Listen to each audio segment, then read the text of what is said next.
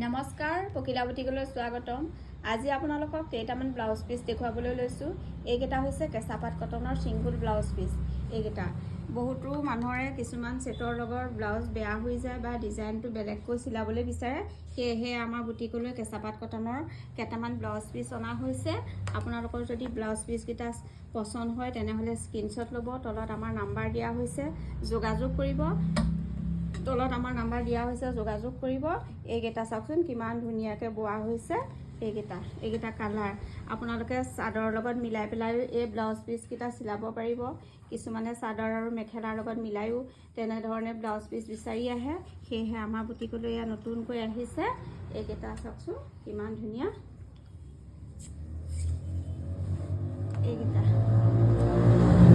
এটা পটি আহিব ব্লাউজ পিচকেইটা।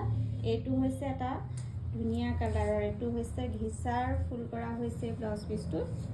এইটো এয়া হাতত এটা ফুল আহিব। আৰু এটা চাচোন কিমান ধুনীয়া কালাৰ এইটো।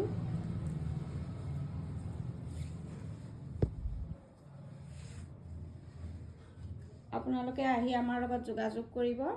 এয়া কিমান ধুনীয়া ব্লাউজ পিচ ছিংগুলকৈ বোৱাই অনা হৈছে। এইকেইটা